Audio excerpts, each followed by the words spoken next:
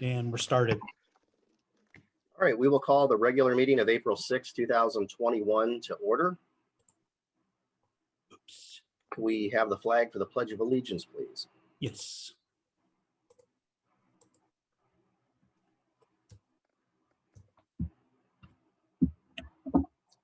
I pledge allegiance to the flag of the United States of America, to the republic which it stands, one nation, under God, indivisible, liberty, and justice for all. Roll call, please. John Douglas, Here. Michael Howry, Here. Michelle Hayes, Here. Brian Horvath, Here. Gene Sensi. Here. Is there a motion to approve the agenda? I'll move. I'll second. Any discussion? Roll call? John Douglas, Yes. Michael Howry, Yes. Michelle Hayes, Yes. Brian Horvath, Yes. Gene Sensi. Yes. Vote is 5-0. So we'll move to board member reports. I'll start tonight with a moment of silence. It's always sad to hear of someone's passing, and recently we have lost another member of our Madison schools community. Mr. Ansel J. Pierce, known as AJ, unfortunately passed away on Friday, March 26, 2021. Mr. Pierce was 79 years old and a graduate from Geneva High School. Received his undergraduate degree from Findlay College, his master's degree from Bowling Green State University, and worked in education for 33 years. He taught in Findlay for 3 years and worked in Madison local schools as an elementary and middle school principal for his last 30 years. AJ started as the assistant principal for 1 year at Redbird Middle before he became the principal at Redbird Elementary. He then moved to the principalship at Memorial Middle before ending his career as principal at North Madison Elementary. Mr. Pierce retired in 1998 from Madison local schools, but continued to fill in to cover administrative positions when needed. He leaves behind his wife, Kathleen Pierce, who is a Madison graduate and also a former employee of the district, and his children and grandchildren.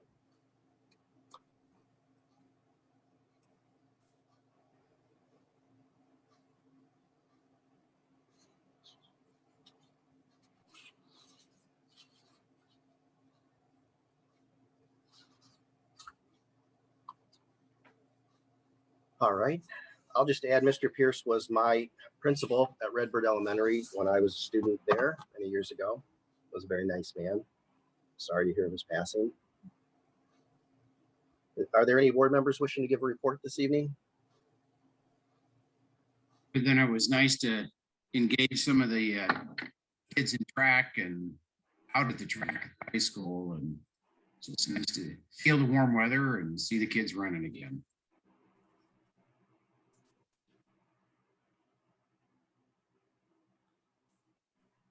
Anyone else wishing to give a report tonight?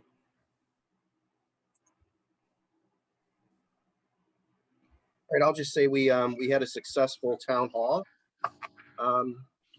last week, I think it was, and at one point we had over 50 people in attendance. We got a lot of information out.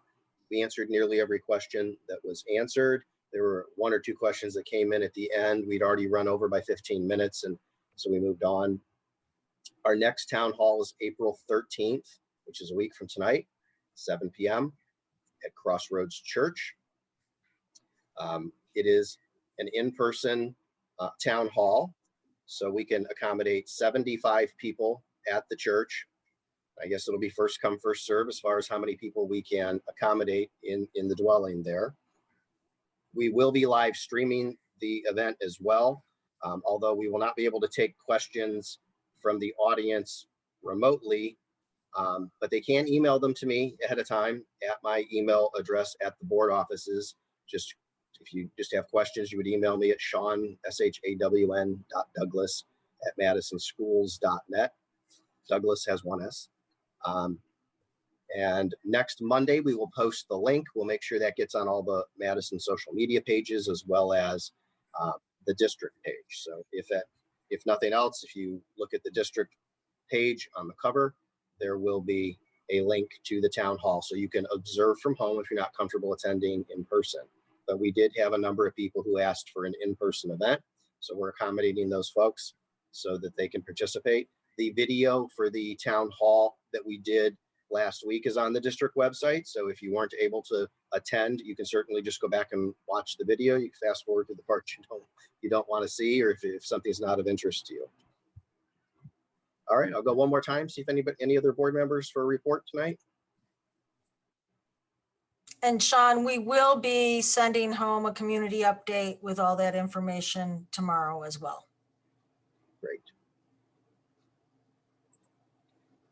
All right, we will have the first public comment section for tonight. This is on agenda items only. So anyone wishing to address the board would have 5 minutes to do so. And you can talk about any item that's on the agenda tonight. If you would like to be recognized, please raise your hand, either do something like this, or there is actually a raise hand button on Zoom here where you can click the raise hand button and we will go ahead and try to recognize you.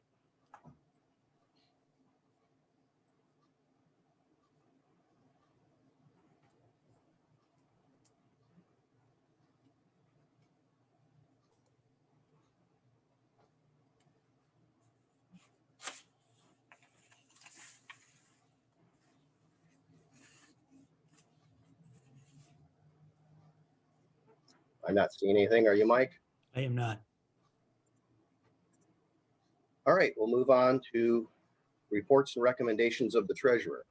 Thank you. I don't have any action items, but I do have one thing I do want to talk about.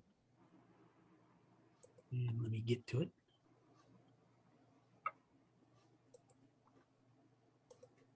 So there's some confusion about how to calculate the cost of the upcoming levy, the 6.99 mil levy. And admittedly, we have caused some of this confusion. There's two main values used when we talk about taxes: appraised value and assessed value. The appraised value is the value of your property as determined by the Lake County auditor. This amount should be roughly the market value of your house and land. The assessed value is 35% of the appraised value, and the assessed value is sometimes also referred to as the taxable value. So the big question is, how do you find out these values? So I'm going to let you know how you can find out where your appraised value and your assessed value is on the Lake County Auditor's website. First, do a Google search for Lake County Auditor. Make sure you get the one in Ohio. I think there's one in Indiana or Illinois. Call that page up and then click on the search function that is in the middle of the top part of the page. Go to where you can pick the owner, type in your last name and hit search, and then find your property and click on the parcel number, and it will bring up something that looks like what is on the screen. This is actually the report for the middle school. So as you can see, the appraised value is a little less than $9 million. And then when you move over to the assessed value, it is 35% of the appraised value. And then you can also see they also list taxable value, which for residential and commercial properties, it's going to be the same. So your appraised value is kind of your market value. The assessed value is 35% of the appraised value, and the taxable value, other than nurseries and agricultural property, is going to equal your assessed value. So then how do you determine the cost of the levy? You take your appraised value times 35%, which gets you your assessed value. Then you take that times 0.00699. That'll give you the annual cost of the levy. So we had a couple pieces of literature out there that were interchanging and assessed and appraised, and people were confused, and that's we needed to clear that up. So does the board have any questions on that? Mike, everybody that pulls that up, is it going to have taxable value on it? Yes, it should. So then why not just cut out that first step of taking your appraised value, the 35% and just use the taxable value? Because if we look at, if we look at the line here, that's for agricultural. There may be a number here that adds to the assessed value. Agricultural land is not valued as at the same rate that a commercial or residential property is. It's valued at the best use of that land, and that value is considerably lower than the per acreage charge for a residential or commercial piece of property. Mhm. So that to get from assessed for nursery or farmland, to get from assessed to taxable, there's going to be another value in there. Mhm. Now, what if somebody, let's say somebody pulls this up, their tax value is at $3 million. What if they have the homestead? What does that do?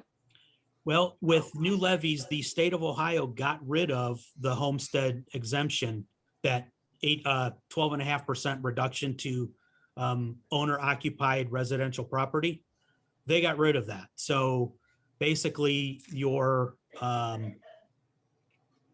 the value that you see times 0.0699 is going to be the amount.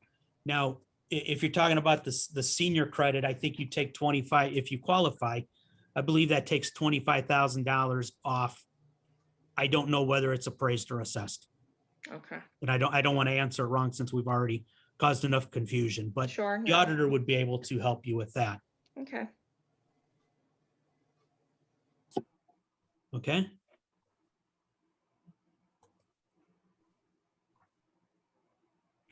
Anything else? Okay, and that's all I have tonight. Thank you. All right, extension of the negotiated agreement.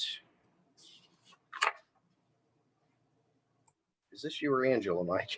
Well, that would be, I guess, the board is approving it, but I will go through the motion. It's to approve the extension, what we would call a rollover of the current negotiated agreement with the MEA for the 2021-22 contract year in its entirety, effective August 13th, 2021, with the exception of Article, I think it's Article 8, not Article 7, evaluation, which will be negotiated and voted upon before the beginning of the next school year.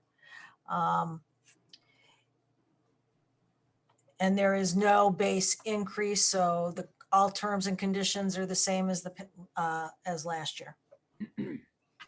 So this basically means we're approving the contract that we had previously with no cost of living adjustment applied to this, to the wage scale. Is that right? Correct. All right. Just to be clear, article evaluation, are you talking about? Yeah, well, you need a motion in a second, and then I'll answer questions That's true. to be official. That's true. All right, I'll move. I'll second. Any discussion? Okay, so it's the teacher evaluation. All of that changed. We had an extension for this year of the Ohio teacher evaluation system to continue doing what we had been doing, but under law, we have to change for next year. And so versus holding that up till we went through it all, which we're actually meeting with the MEA tomorrow, we wanted to get this done because we wanted to show that the teachers do really want to work with the district in saving costs and are willing to take a base freeze for a second year in a row. And that would be the 6th time then in 12 years that our teachers have done that. And, you know, obviously I can't talk about the other union yet, but we are in contract discussions with them as well. And they're willing, you know, continue to work with us. Thank you.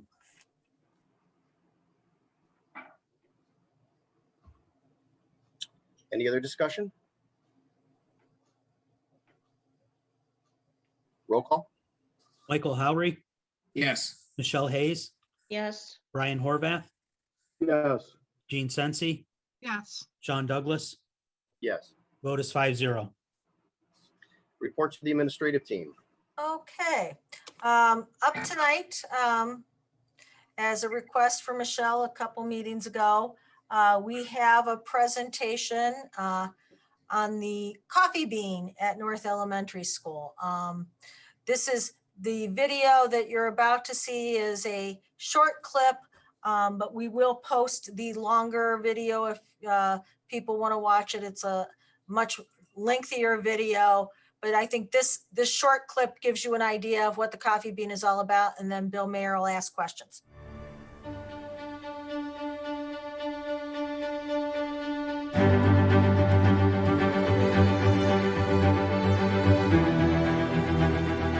I will never forget that cup of coffee.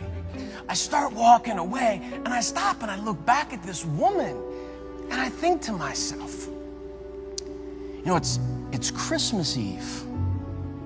Most people would rather be anywhere else in the world than serving coffee in an airport. Not her. It was like she was meant to be there. And I couldn't help myself. I had to go back. So I did. I walked back and I said, "Excuse me, Lily." And, you know, she jumps around. "Ryan, is everything okay with the latte?" I said, "No." I said, "The latte is perfect." I just had to come back and ask you, what is your secret to making such meaningful connections over serving coffee? Well, she corrected me. She said, "Ryan, I'm not serving coffee." I said, "Okay, what are you doing?" She had thought about this. And what she told me was, I'm pouring happiness into people's lives. When you decide to show up consistently as the best version of who you are, it gives you your best opportunity to meet people where they are. We started off our year watching that video and kind of talking about how we were going to overcome the adversity with everything that's being asked of schools, with backup, mask up, wash up, social distancing, making sure the kids are wearing their masks at all times, and obviously sanitizing each and every day, all day long. The coffee bean in a nutshell is this: everybody has adversity in their life. It's how we handle the lows. The analogy for the kids is the water, the hot water is coming, the boiling water is coming, and we can be one of three things. We can be the carrot that's going to be soft and weak under the pressure and make excuses and woe is me. We can be the egg that hardens up and pushes everybody away and isolates themselves. Or we can be the coffee bean that obviously brings the energy, brings the best version of themselves. We started a club called the Coffee Bean Club. This is more for the adults, young adult versions for the and some number of our staff have read it, and I've pushed it out on social media and so forth. And then this is the coffee bean for the kids. So when our first kid got their 5th coffee bean, we decided to have a pizza party and for them to meet each other. What does it mean to be a coffee bean about handling those emotional problems? So I could handle my emotional problems, so I could overcome my depression. Do you think you're doing that? Mm-hmm. Why do you think it's important to be a coffee bean? Well, basically my whole life I've been a coffee bean, taking care of others. Okay. Before I take care of myself. That's the coffee bean in a nutshell. Our kids are doing tremendous. They're being a coffee bean. They're proud.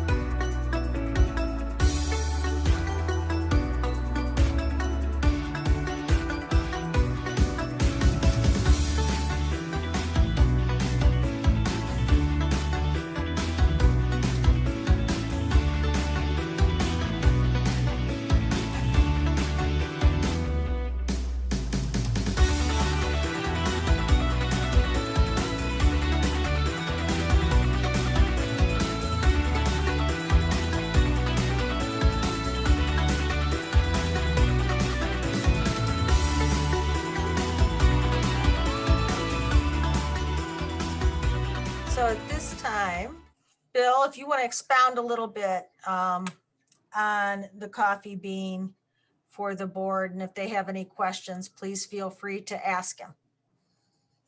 Yeah, it's just a mindset. We started off at that video. That was a hodgepodge of the video. But Joe will share it on our board page, and I'll share it on social media. But we shared the full video of it, and it was just kind of, we had a lot of unknowns at the beginning of the year. Our staff had a lot of anxiety of how this was going to work, with backup, mask up, wash up, with the social distancing, keeping the masks up, obviously all the sanitation and so forth. But I told them, we got to control our 20 square feet. We got to model all this. We change up so many different things in our school, from our entry or control entries into the building to our drop off on our pickup. How we operate during lunch and breakfast is totally different. So all the staying to the right of the hallway with all the different signage and so forth. So everything was different. And it started with the adults of being that coffee bean mentality of controlling what they can control. And they did an excellent job. So we then obviously pushed that onto the kids. The author, Damon West, started the Coffee Bean for Kids book. He let me see the manuscript before he actually put it out there. He checked with a number of different principals across the country, and we gave them tips and so forth, but it tied perfectly into our PBIS. All our staff just got trained in our district for the trauma sensitive schools. It ties perfectly into that, with the ACEs training, with the adverse childhood experiences. And all our kids, a lot of our kids, not all of our kids, but a lot of our kids are having a lot of these different types of trauma. And a lot of those kids, those 30 plus kids, Miss Bapty knows, she has a couple of them in her particular classroom. They need that extra check-in and check-out. They've all been assigned mentors. They take them on buddy walks. They take them down to the relaxation rainforest. They have lunch with them. They take them down to the PBIS treasure chest when they're doing something right. So it's just that extra TLC check-in from the adults to the kids. And then, the mentality of the Coffee Bean is the adversity is coming. The hot water is coming. You can either be a carrot and, get mushy and kind of make excuses and woe is me. And, my life is going to be terrible forever. You can be an egg and push everybody away and, kind of stay at home and isolate yourself, where you can be that coffee bean and find a way to win, pour happiness, bring that energy day in, day out. And eventually that roller coaster will eventually get back up to high. It's how we control the lows. And we've been preaching the E+R=O mentality of the event in your life. You can't control that. How do you respond to it? It will determine your outcome. So it tied perfectly into that as well. And we talk about that a lot when the kids have some disciplinary issues. They come into my office or my assistant's office, and we talk about that. And they're very upfront and honest. They know that they're going to get a second chances as long as they're honest and they've learned from their mistakes. We all make mistakes.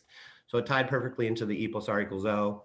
And then we do a lot of incentives for the teachers as well, with the streak of the month and the streak of the year and the workhorse award and the Kid Connector award. But we decided to also do the little coffee cards, which is in the other video that's a little bit longer. And then teachers if they're doing something up and above, they get a little punch, just like you would at the gas station. And once you get your 5 punches, you get a choice of a gift card, from Dunkin' Donuts to Starbucks to McDonald's, Burger King, and so forth, Open Door Cafe in the village.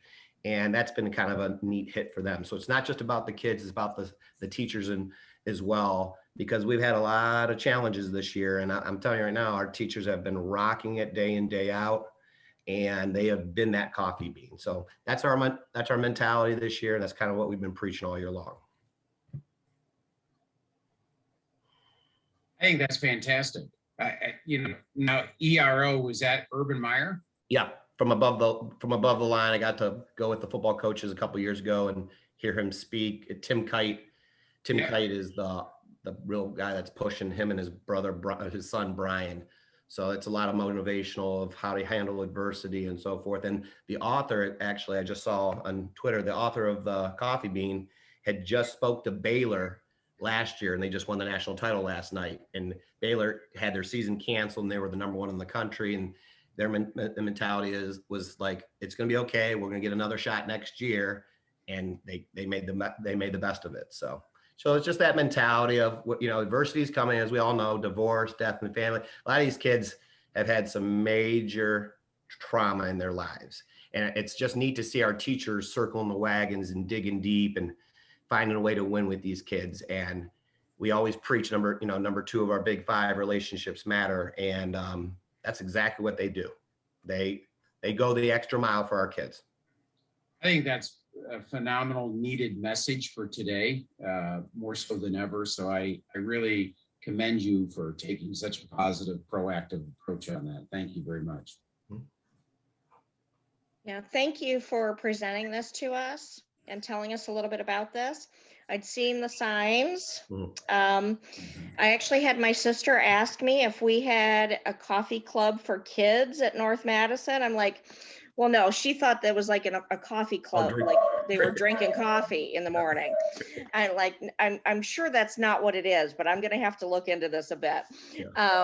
So thank you for explaining it. I couldn't really hear a lot of the video, so I'll be looking forward to actually seeing the video. Yeah, Afterwards. I'll post it. And I know Joe will put it on your guys. And I can forward the longer link out to everybody too, if you're interested in watching. It's a really good video. Yeah, Joe did an unbelievable job. And that first segment, which is the motivation, and then the book happened and so forth.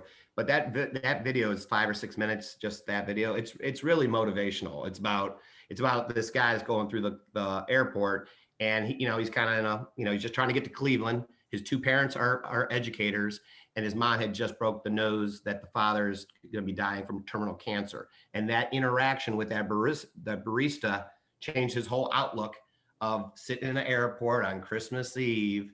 So it doesn't matter who it is, if we're with that positive energy, that it can change it for somebody else very, very quickly. And that's the analogy for the teachers at the beginning of the year for our kids. So. Thanks, Bill. It's a good program. Yes, thank you very much for your work with that and putting that video together with Joe, and the very positive attitude. And the book is it's a very quick read and has a very uplifting message. So if there are no more questions related to the coffee bean, I'll move into the rest of my report this evening and then into my recommendations. Dave, did you have anything tonight? No, I don't. Okay. So one of the things that we had to do last week is to post on the website at least our plans for summer intervention. Dave worked really hard with Jen Grimes and the administrative team to put some ideas together. What I think is really starting to shape up is the idea that we're going to have opportunities for all students. So, we will have ways to close the gap. We'll have opportunities for our students with special needs, but we also will encourage some of our brighter students to participate. The Alliance for Working Together is doing their summer camps again, and we want to encourage kids that want to be involved and connected to participate in those. And, we will offer that sign up and help offset those costs through our stimulus funds, because the idea is that we need to get kids connected back to school learning in a fun way, especially some of our kids that have been out by the time they come back to school in September, it will be a year and a half. Some of these kids will not have been in school if we don't get them here in the summer. So our hope is to really promote this, to start getting interest out to families, and have a great offerings for our students to participate in from grades 1 through 12, because kindergarten, we're just starting that kindergarten registration process.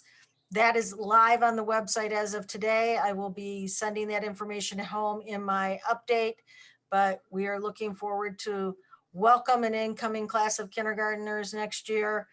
Usually by now I know the year that they're going to graduate. I don't have that one right off the top of my head, but we've got a survey that we need them to fill out, and then some registration materials, and our registration office has done a very good job, and it's linked on the website. If you go to kindergarten through 12 registration, they have a whole list of instructions for any student that's going to register to come to Madison next year to fill out.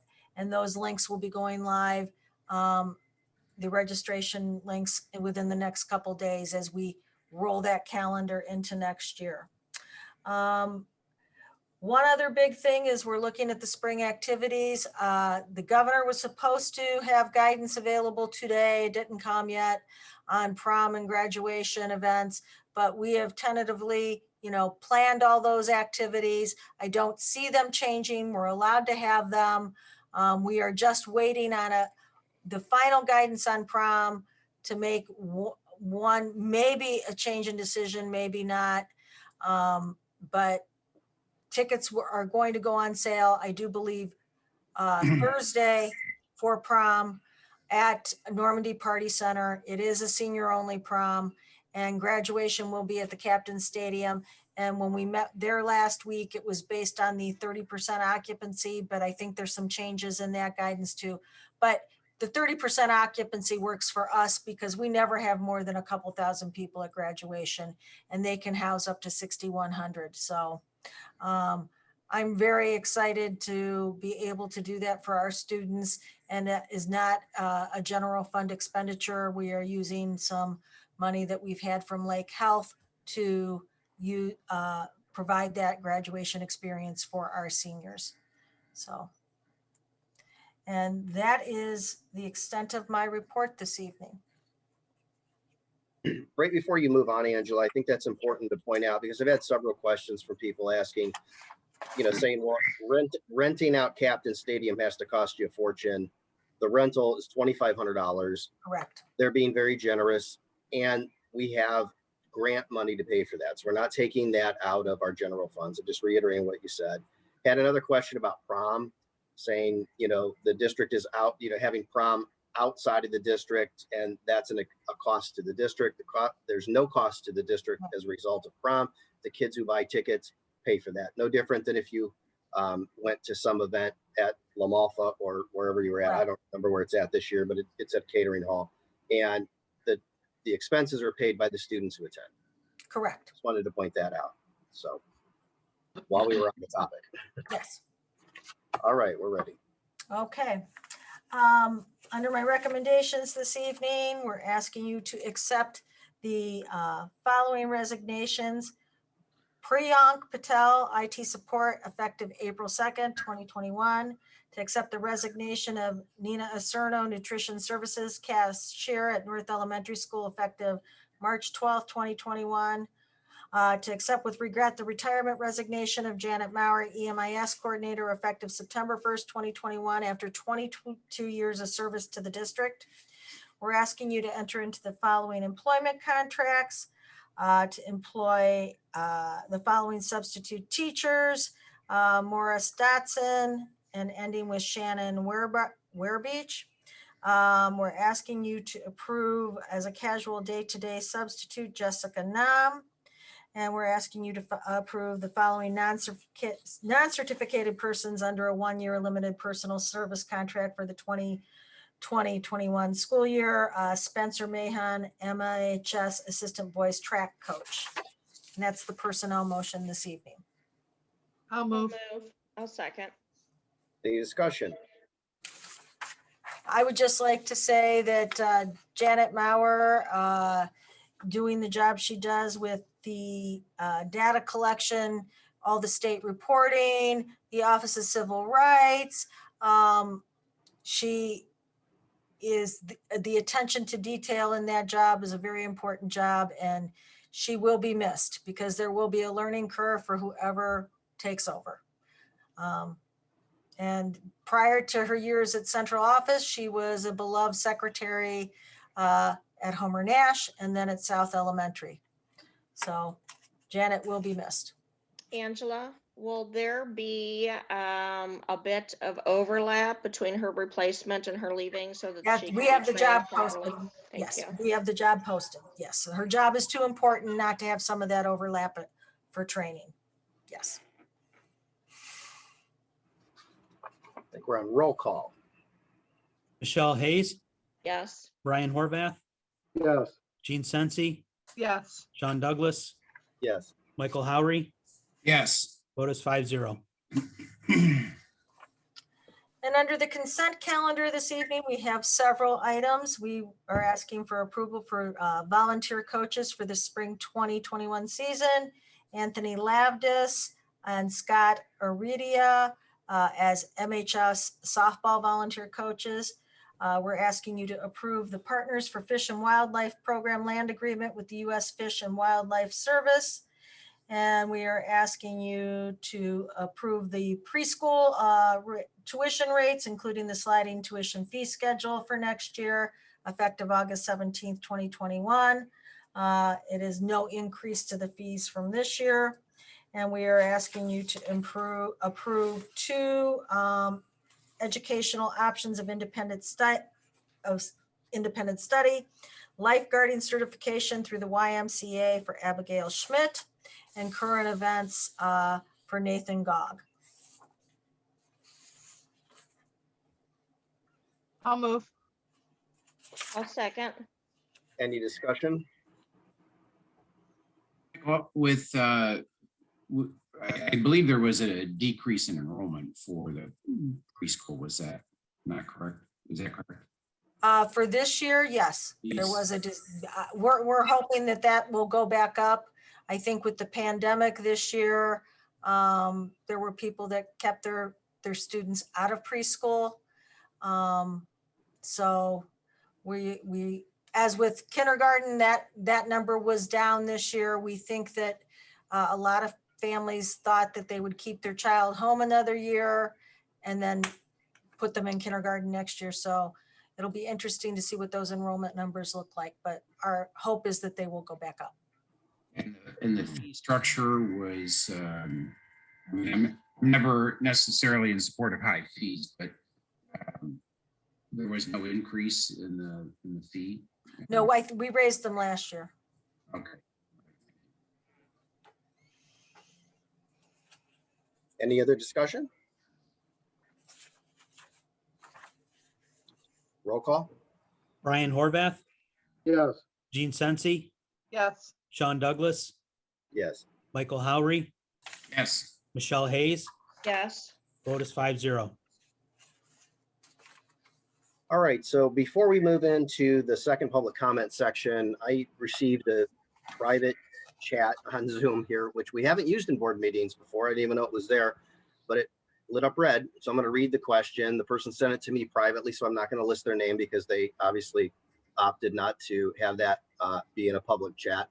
It says, since the school district decided to privatize busing and is convinced that outsourcing the transportation department is such a great idea because it saves so much money, then why aren't they privatizing and outsourcing the schools as well? Okay, so I'll do my best to answer this. That decision to privatize busing was made in 2009. That was before any of our current board members were on the board. Even our most senior board member, Michelle Hayes, who is our vice president and immediate past president, was not on the board when that happened. Our superintendent was not superintendent. Our treasurer wasn't treasurer. So I don't know if this board would have made that decision. Maybe they would. I'm not privy to the information that board had when they made that decision. However, busing is an ancillary service. There are districts that privatize custodial service and busing, but we're a public school district.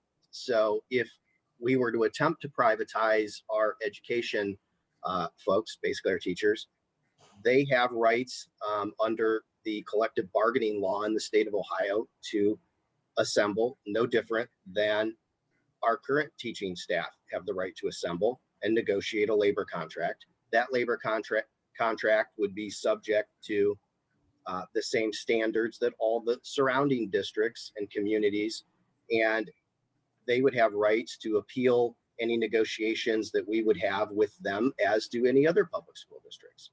So, and I say this as a human resources professional with over 20 years experience in public sector collective bargaining.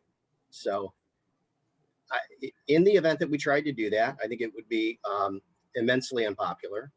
Secondly, we have very good teachers in this district. And thirdly, we'd end up in the same boat we are now. So that's my answer to that question.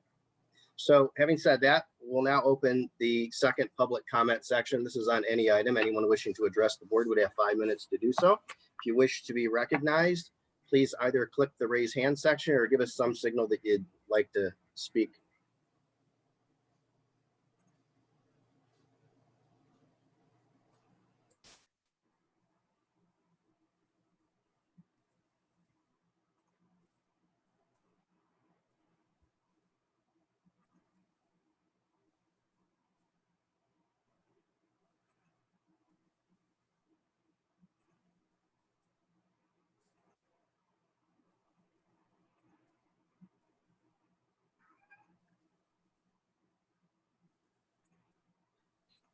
I'm not seeing anything, Sean.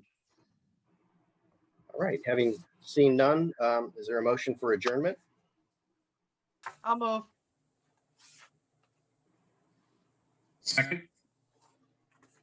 Any discussion?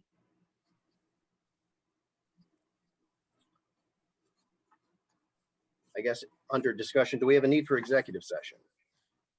No. No. not- All right, so we will be adjourning the meeting after the vote. Roll call? Gene Sensi, Yes. Sean Douglas, Yes. Michael Howery, Yes. Michelle Hayes, Yes. Brian Horvath. Yes. Vote is 5-0.